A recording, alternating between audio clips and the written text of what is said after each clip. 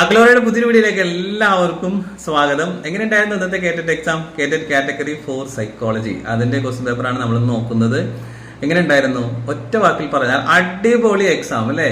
ഇത്രയും സിമ്പിൾ ആയിട്ടുള്ള ഒരു എക്സാം ഈ അടുത്ത കാലത്തൊന്നും ഉണ്ടായിരുന്നില്ല. ഡയറക്റ്റ് ആയിട്ടുള്ള ക്വസ്റ്റ്യൻസ് എനിക്ക് തോന്നുന്നു 30 മാർക്കും സ്കോർ ചെയ്യാൻ പറ്റുന്ന തരത്തിലുള്ള ക്വസ്റ്റ്യൻ ആണ്. ഇനി ഇതിനേക്കാൾ സിമ്പിൾ നിങ്ങൾ ചോദിക്കരുത്, അത്രയും സിമ്പിൾ ആയിരുന്നു കേട്ടോ.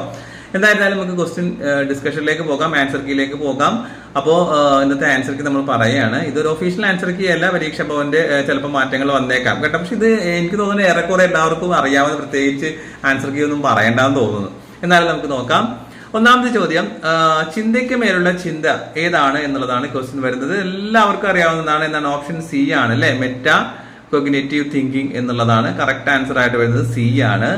ദെൻ അടുത്തത്, താഴെ പറയുന്നതിൽ പ്രക്ഷേപണ ശോധകമല്ലാത്ത പ്രൊജക്റ്റീവ് ടെസ്റ്റ് അല്ലാത്തത് ഏതാണെന്നുള്ളതാണ് ക്വസ്റ്റ്യൻ വരുന്നത്. ഏതാണ് കറക്റ്റ് ആൻസർ? ഓപ്ഷൻ എ ആണ് അല്ലെ, സോഷ്യോമെട്രി ആണ് കറക്റ്റ് ആൻസർ വരുന്നത്. ബാക്കിയൊക്കെ വേർഡ് അസോസിയേഷൻ ആയിരുന്നാലും sentence completion test, ink block test ഒക്കെ, റോഷ ഇങ്ക് ബ്ലോക്ക് ടെസ്റ്റ് ഒക്കെ പ്രൊജക്റ്റീവ് ടെക്നിക്സിൽ പെട്ടതാണ് എന്ന് നമ്മൾ നേരത്തെ പഠിച്ചിട്ടുള്ളതാണ്, കോഡ് വെച്ച് പഠിച്ചിട്ടുള്ളതാണ്. ഓക്കെ.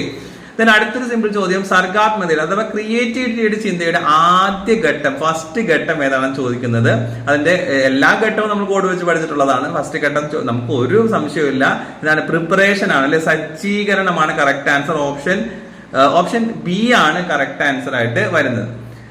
അതിനടുത്ത ക്വസ്റ്റ്യൻ, അബ്രഹാം മാസ്ലോവയുടെ ആവശ്യകത ശ്രേണിയിൽ വ്യക്തിക്ക് വളർച്ചയ്ക്ക് ആവശ്യകതയായിട്ട് പറയുന്നത് എന്താണ് എന്നുള്ളതാണ് ക്വസ്റ്റ്യൻ വരുന്നത്. കറക്റ്റ് ആൻസർ വരുന്നത് ഏതാണ്? ഓപ്ഷൻ ബി ആണ് അല്ലെ, ഫിസിക്കൽ ആവശ്യം അല്ലെ, ഫിസിക്കൽ നീഡ്സ് ആണ് വരുന്നത്. ബി ആണ് കറക്റ്റ് ആൻസർ ആയിട്ട് വരുന്നത്. ഓക്കെ. ദെൻ അടുത്ത ക്വസ്റ്റ്യനിലേക്ക് പോവുകയാണ്. അടുത്ത ക്വസ്റ്റ്യൻ വരുന്നത് ഏതാണ്? സയന്റിഫിക്സ് ഏത് തരക്കാരായ വിദ്യാർത്ഥികൾക്ക് വേണ്ടിയുള്ള രൂപപ്പെടുത്തിയിട്ടുള്ളതാണ്? ഏതാണ് സയന്റിഫിക്സ്? നമുക്കറിയാം, കൃത്യമായിട്ട് അറിയാം, ക്രിയേറ്റിവിറ്റിയുമായി ബന്ധപ്പെട്ട് അല്ലെ, ക്രിയേറ്റിവിറ്റിയുമായി ബന്ധപ്പെട്ടതാണ്. ഓപ്ഷൻ എ ആണ് കറക്റ്റ് ആൻസർ ആയിട്ട് വരുന്നത്. ദെൻ അടുത്ത് വളരെ സിമ്പിൾ ആയിട്ടുള്ള ഒരു ക്വസ്റ്റ്യൻ, തോണ്ടേക്കിന്റെ പഠന സിദ്ധാന്തങ്ങളിൽ പെടാത്തത് ഏതാണ്? ലോ ഓഫ് ഇഫക്റ്റ് ഉണ്ട്, പ്ലഷർ ഉണ്ട്, റെഡിനെസ് ഉണ്ട്, ലോ ഓഫ് എക്സസൈസ് ഉണ്ട്. നമുക്കറിയാം കറക്റ്റ് ആൻസർ വരുന്നത് കറക്റ്റ് ആൻസർ വരുന്നത് ഓപ്ഷൻ ബി ആണ്, ലോ ഓഫ് പ്ലഷർ ആണ്. ഓക്കെ. ദെൻ ഏഴാമത്തെ ക്വസ്റ്റ്യൻ, സ്പോർട്സിൽ വേണ്ടത്ര നിപുണതയില്ലാത്ത കുട്ടികൾ സ്കൂളിലെ സ്പോർട്സ് താരങ്ങളോട് സൗഹൃദം നേടുന്നു. ഇത് ഏത് തരം സമായോജന തന്ത്രമാണ്? ഏത് തരം ഡിഫൻസ് മെക്കാനിസം ആണ്? ഒരു സംശയം വേണ്ട, ഓപ്ഷൻ എ ആണ്, ഐഡന്റിഫിക്കേഷൻ ആണ് കറക്റ്റ് ആൻസർ ആയിട്ട് വരുന്നത്. ദെൻ അടുത്ത ചോദ്യം, പഠിതാവിന് സമ്മാനിതനാകുന്നതിലൂടെയുള്ള പ്രബലനം നടത്തിക്കൊണ്ട്, സമ്മാനം നൽകുമ്പോൾ കിട്ടുന്ന പ്രബലനത്തിലൂടെ പഠനം കാര്യക്ഷമമാക്കുന്ന പഠന രീതി ഏതാണ് അല്ലെ? റീഎൻഫോഴ്സ്മെന്റ് വരുന്നത് ഏതാണ്? നമുക്കറിയാം, ഓപ്പറന്റ് കണ്ടീഷനിങ് ആണ് അല്ലെ. ഓപ്ഷൻ സി ആണ് കറക്റ്റ് ആൻസർ ആയിട്ട് വരുന്നത്. ഓപ്പറന്റ് കണ്ടീഷനിങ് ആണ് വരുന്നത്. ഓപ്പറന്റ് കണ്ടീഷനിങ് സ്കിന്നറുടേതാണെന്ന് പലതവണ നമ്മൾ ആവർത്തിച്ച് റിപ്പീറ്റ് ചെയ്ത് പറഞ്ഞിട്ടുള്ളതാണ്.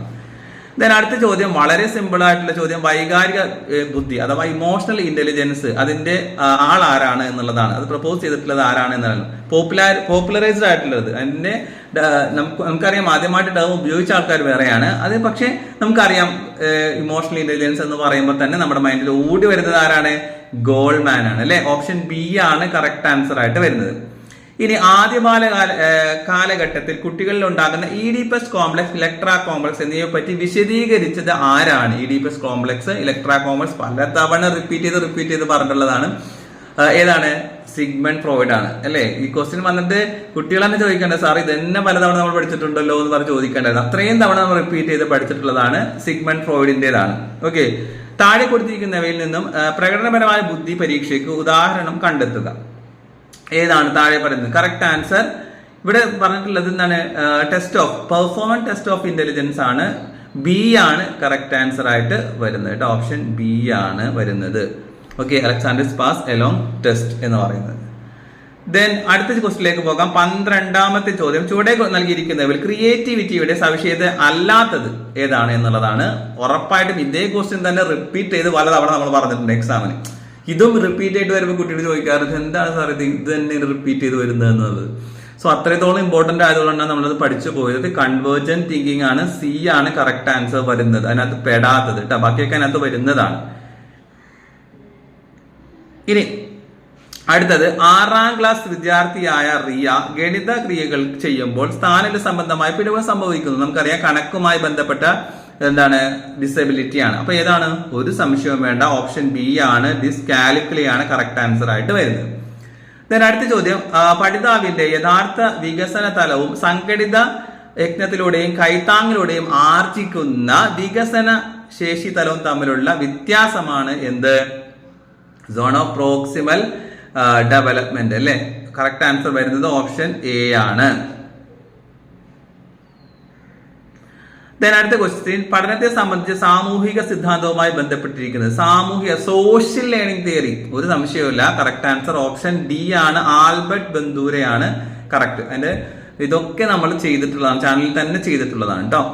അടുത്ത ക്വസ്റ്റ്യൻ, അനുവിന്റെ കാലിക വയസ്സ് 10 ആണ്, മാനസിക വയസ്സ് 14 എങ്കിൽ അവരുടെ IQ എത്രയാണെന്നുള്ളതാണ് ചോദ്യം. അതിന്റെ ഇക്വേഷൻസ് നമ്മൾ പഠിച്ചിട്ടുണ്ട്. ഇക്വേഷൻ ചെയ്ത് കഴിഞ്ഞാൽ തന്നെ കിട്ടുന്നതാണ്. കറക്റ്റ് ആൻസർ ഓപ്ഷൻ ബി ആണ്. എത്രയാണ് IQ? 140 ആണ് വരുന്നത്.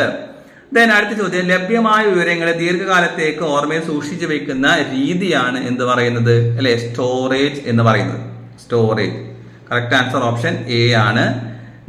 വ്യക്തിത്വ സവിശേഷതയുടെ സമീപനം, പേഴ്സണാലിറ്റി, ഇതുമായിട്ട് ബന്ധപ്പെട്ട് വരുന്നതാണ് ആൽപോർട്ട് ആണ്. ഓപ്ഷൻ എ ആണ് കറക്റ്റ് ആൻസർ വരുന്നത്. 18ാമത്തെ ഓപ്ഷൻ എ ആണ്. അടുത്ത ക്വസ്റ്റ്യൻ, വിസ്മരണ ലേഖ എന്ന ആശയം കൊണ്ടുവന്നിട്ടുള്ളത് കറക്റ്റ് ആൻസർ വരുന്നത് PYQ ക്വസ്റ്റ്യൻ കൂടിയാണ്. ഓപ്ഷൻ ഡി ആണ് അല്ലെ, എബിംഗ് ഹാസ് എന്ന് പറയുന്നത്. എബിംഗ് ഹാസ്, ഡി ആണ് കറക്റ്റ് ആൻസർ വരുന്നത്. 20ാമത്തെ ക്വസ്റ്റ്യൻ, സിഗ്മണ്ട് ഫ്രോയിഡിന്റെ അദ്ദേഹത്തിന്റെ അഭിപ്രായത്തിൽ സന്തോഷ നിയമത്തിന്റെ അടിസ്ഥാനത്തിൽ പ്രവർത്തിക്കുന്ന വ്യക്തിത്വ ഘടന ഏതാണ്? ഒരു സംശയവുമില്ല, ഓപ്ഷൻ സി ആണ്. ഇതാണ് കറക്റ്റ് ആൻസർ ആയിട്ട് വരുന്നത്. 21ാമത്തേത്, കുട്ടികളിൽ അപലഷണീയ വ്യവഹാരങ്ങൾ രൂപപ്പെടുത്തുക എന്നതിന്റെ അടിസ്ഥാന സിദ്ധാന്തമാണ് ഏത്? Classical conditioning. ഓപ്ഷൻ എ ആണ് കറക്റ്റ് ആൻസർ ആയിട്ട് വരുന്നത് കേട്ടോ. അടുത്തത്, പ്രതിരോധ തന്ത്രത്തിൽ ഇതിന് ഉദാഹരണം ഏത്? കൺഫ്യൂഷൻ വരുന്ന തരത്തിലുള്ള ഓപ്ഷനാണ് കൊടുത്തിരിക്കുന്നത്. പക്ഷെ നമുക്ക് യാതൊരു കൺഫ്യൂഷൻ ഇല്ല, കാരണം നമ്മളെല്ലാം കോഡ് വെച്ച് പഠിച്ചിട്ടുള്ളതാണ്. കറക്റ്റ് ആൻസർ വരുന്നത് ഏതാണ്? ഇതിനകത്ത് ഡിഫൻസ് മെക്കാനിസം എന്ന് പറയുന്നത് റിപ്രഷൻ ആണ് അല്ലെ. കറക്റ്റ് ആൻസർ വരുന്നത് റിപ്രഷൻ ആണ്. ഓക്കെ. 23ാമത്തെ ക്വസ്റ്റ്യൻ, അതേതുമായിട്ട് ബന്ധപ്പെട്ടതാണ്? Concept attainment model. ഒരു സംശയമില്ല, റിപ്പീറ്റ് ചെയ്ത് പഠിച്ചിട്ടുള്ള സംഭവം തന്നെയാണ്. ഓപ്ഷൻ ബി ആണ്, ബ്രൂണറുടേതാണ് അല്ലെ. നമ്മൾ പറഞ്ഞു സ്പൈറൽ കരിക്കുലം, അതുപോലെ തന്നെ ഡിസ്കവറി ലേണിംഗ് ഒക്കെ അദ്ദേഹത്തിന്റേതാണ് വരുന്നതെന്ന് പഠിച്ചു. 24ാമത്തെ ചോദ്യത്തിലേക്ക് നമ്മൾ പോവുകയാണ്. 24ാമത്തെ ചോദ്യം എന്ന് പറയുന്നത്, ചുവടെ നൽകിയിട്ടുള്ളത് സിഗ്മണ്ട് ഫ്രോയിഡുമായി ബന്ധപ്പെടാത്തത് ഏതാണെന്നുള്ളതാണ്. ഏതാണ്? സൈക്കോ അനാലിസിസ് അദ്ദേഹത്തിന്റെയാണ്. ഇതിനകത്ത് നമുക്ക് അറിഞ്ഞുകൂടെങ്കിൽ പോലും നമുക്കറിയാം, ഡ്രീം അദ്ദേഹത്തിന്റെ അല്ലെ, ഈഗോ ഡിഫൻസ് മെക്കാനിസം അദ്ദേഹത്തിന്റെയാണ്. അതുപോലെ ഡ്രീം ഇന്റർപ്രിട്ടേഷൻ അദ്ദേഹത്തിന്റേതാണ്. കണ്ടീഷനിങ് എന്ന് പറയുന്നത് അദ്ദേഹത്തിന്റേതല്ല. ഓപ്ഷൻ ബി ആണ് അതിനകത്ത് പെടാത്തത്. ബി ആണ് 24ാമത്തെ ആൻസർ ആയിട്ട് വരുന്നത്. അടുത്തത്, മീനിങ് ഫുൾ ലേണിംഗ് ആരുടേതാണ്? ഒരു സംശയമില്ലല്ലോ, മീനിങ് ഫുൾ ലേണിംഗ് ആരുടേതാണെന്നുള്ളത് ആരാണ്? ഒസബൽ. ബി ആണ് കറക്റ്റ് ആൻസർ ആയിട്ട് വരുന്നത്. ബി ആണ്. ഇനി പിയാഷെയുടെ വൈജ്ഞാനിക വികാസ സിദ്ധാന്തവുമായി ബന്ധപ്പെടാത്തത് ഏതാണ്? അതിനും സംശയമില്ലല്ലോ, ഒരു സംശയവുമില്ല. ഓപ്ഷൻ എ ആണ്, സ്കഫോൾഡിംഗ് ആണ് ബന്ധമില്ലാത്തത്. Assimilation accommodation സ്കീമൊക്കെ അദ്ദേഹത്തിൻ്റെതാണ്. പലതവണ റിപ്പീറ്റ് ചെയ്ത് പഠിച്ചിട്ടുള്ളതാണ്. തെറ്റായ ജോഡി ഏതാണെന്നുള്ളതാണ്. തെറ്റായ ജോഡി, തിയറി ഓഫ് മോട്ടിവേഷൻ. നമുക്കറിയാം അബ്രഹാം മാസ്ലോ. ചിലർക്ക് സംശയം വരും നീഡ്സ് ആണെന്നുള്ളത്. നീഡ്സ് ആണ്, പക്ഷെ അദ്ദേഹത്തിന്റെ തിയറി എന്താണ്? മോട്ടിവേഷൻ ആണ്. അപ്പൊ theory of motivation Abraham Maslow ശരിയാണ്. മോറൽ ഡെവലപ്മെന്റ് കോൾബർഗ് ശരിയാണ്. Theory of hierarchy of learning ബ്രൂണറുടേതല്ല, അത് ആരുടെ? ഗാഗ്നയുടേതാണ് വരച്ചിട്ടുള്ളത് അല്ലെ. പിന്നെ കോഗ്നിറ്റീവ് ഡെവലപ്മെന്റ് ജീൻ പിയാഷെയാണ്. അപ്പൊ ഇതിനകത്ത് തെറ്റായിട്ടുള്ള ജോഡി എന്ന് പറയുന്നത് ഓപ്ഷൻ സി ആണ്, theory of hierarchy of learning എന്ന് പറയുന്നത് ജെഎസ് ബ്രൂണറുടേതല്ല. അത് ആരുടേതാണ്? നമുക്ക് അറിയാവുന്നത് പോലെ ആരുടേതാണ് വരുന്നത്? ഗാഗ്നയുടേതാണ് അല്ലെ. ഓക്കെ. അപ്പൊ 27ാമത്തെ സി ആണ്. 28ാമത്തെ ക്വസ്റ്റ്യൻ, കുട്ടിയുടെ ആശയവിനിമയ ശേഷിയെയും സാമൂഹിക ഇടപെടലിനെയും ബാധിക്കുന്ന ഒരു വികാസ വൈകല്യമാണ് ഏത്? ഓട്ടിസം എന്ന് പറയുന്നത്. സി ആണ് കറക്റ്റ് ആൻസർ വരുന്നത്. അടുത്തത്, സന്തോഷകരമായ ഒരു ചോദകത്തെ എടുത്തു മാറ്റുന്നത് ഏതാണ്? സന്തോഷകരമായ ചോദകത്തെ എടുത്തു മാറ്റുന്നത്, ആഡ് ചെയ്യുന്നത് പോസിറ്റീവ് റീഇൻഫോഴ്സ്മെന്റ് ആണ്. ഓപ്ഷൻ ബി ആണ്, നെഗറ്റീവ് റീഇൻഫോഴ്സ്മെന്റ് ആണ് കറക്റ്റ് ആയിട്ട് വരുന്നത്. ഓക്കെ. അടുത്ത ക്വസ്റ്റ്യൻ, ഒരു സാഹചര്യത്തെ പഠനം മറ്റൊരു സാഹചര്യത്തിന്റെ പഠനത്തെ സ്വാധീനിക്കുന്നതിന് പറയുന്ന പേരാണ്. 30ാമത്തെ ചോദ്യത്തിൻ്റെത് നമുക്കറിയാം, ട്രാൻസ്ഫർ ഓഫ് ലേണിംഗ് എന്നുള്ളതാണ്. ബി ആണ് കറക്റ്റ് ആൻസർ ആയിട്ട് വരുന്നത്. ബി ആണ് അതിന്റെ കറക്റ്റ് ഉത്തരമായിട്ട് വരുന്നത്. ഓക്കെ. അപ്പൊ ഇവിടെ 30 എനിക്ക് തോന്നുന്നു 30 മാർക്ക് വാങ്ങാൻ പറ്റിയിട്ടുണ്ടെന്ന് തോന്നുന്നു. എന്നായിരുന്നാലും എത്രത്തോളം മാർക്ക് സൈക്കോളജി നിങ്ങൾ സ്കോർ ചെയ്തു എന്നുള്ള താഴെ ഒന്ന് കമന്റ് ചെയ്യാം. എന്തായിരുന്നാലും നല്ലൊരു ക്വസ്റ്റ്യൻ പേപ്പർ തന്നെയായിരുന്നു കേട്ടോ, നല്ലൊരു ക്വസ്റ്റ്യൻ പേപ്പർ ആയിരുന്നു. അപ്പൊ ഒരുപാട് പിള്ളേര് നല്ല കമന്റ്സ് നമുക്ക് ഒരുപാട് സന്തോഷം. സാർ സൈക്കോളജി എന്താ പറയാ, ഞങ്ങൾക്ക് ഭയങ്കര എളുപ്പമായിരുന്നു, കോഡൊക്കെ ഭയങ്കര അടിപൊളിയായിരുന്നു കിട്ടി എന്നൊക്കെ പറഞ്ഞ് ഇങ്ങനെ ഓരോന്ന് കാണുമ്പോൾ നമുക്ക് ഭയങ്കര ഭയങ്കര സന്തോഷം വരുന്നുണ്ട്. So thank you so much. എന്തായിരുന്നാലും എല്ലാവരും കേട്ടിട്ട് പാസ്സാകട്ടെ. എന്തായാലും അടുത്തൊരു ആൻസർ കീയുമായ ഡിസ്കഷനുമായിട്ട് നമുക്ക് കാണാം. അപ്പൊ എത്ര മാർക്ക് സ്കോർ ചെയ്തെന്ന് താഴെ ഒന്ന് കമന്റ് ചെയ്യാം. അപ്പോൾ all the best. Thank you for watching.